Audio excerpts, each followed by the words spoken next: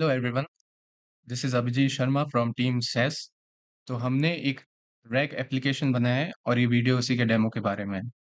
तो रैग पहले तो एक कॉन्टेक्स्ट लेता है in the form of some document और फिर उस कॉन्टेक्स्ट के बेसिस पर ही रिस्पॉन्स देता है।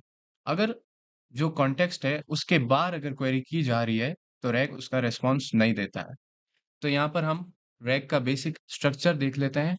यहाँ पे जो डॉक्यूमेंट्स हैं जिन्हें कॉन्टेक्स्ट भी कहा जाता है, वो पहले वेक्टर एम्बेडिंग में कन्वर्ट होकर वेक्टर डेटाबेस में स्टोर किए जाते हैं। फिर जब यूजर क्वेरी करता है तो क्वेरी भी वेक्टर एम्बेडिंग के फॉर्म में कन्वर्ट होकर वेक्टर डेटाबेस में स्टोर की जाती है।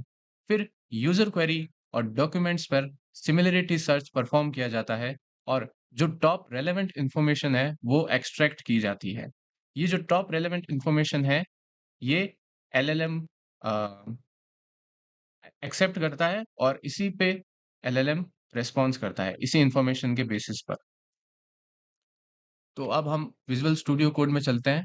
यहाँ पर API.py फाइल में हमने एपीआईज एक्सपोज कर रखे हैं और यूआई में हमने बेसिक इंडेक्स HTML, जावास्क्रिप्ट और CSS का यूज़ किया है। तो यहाँ पर हम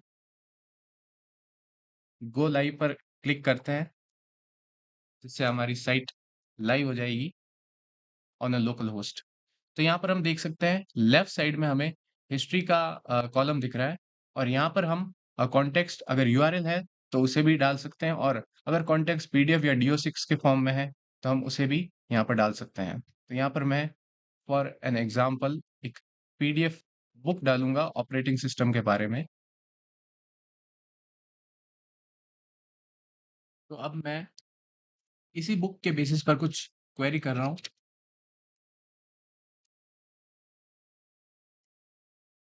सो फर्स्ट टाइम जब हम कोई कॉन्टेक्स्ट डालते हैं तो वो वेक्टर एम्बेडिंग में कन्वर्ट होकर वेक्टर डेटाबेस में स्टोर होता है, तो फर्स्ट टाइम में थोड़ा टाइम लग सकता है।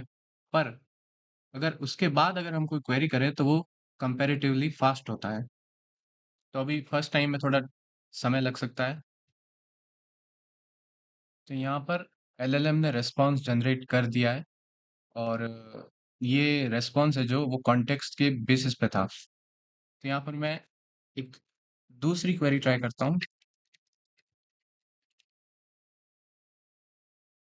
तो रिक्वेस्ट प्रोसेस हो रही है और रिस्पॉन्स आ चुका है।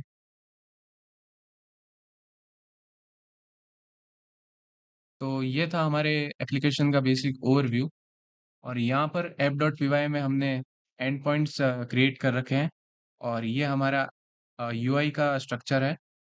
और rag.py में हमने जो रैग की पाइपलाइन है वो क्रिएट कर रखी है, जहाँ पर हमने मॉडल जेमिनी 2.0 फ्लैश यूज़ किया है और ये उसी का कोड है। So that's it for today. Thank you everyone.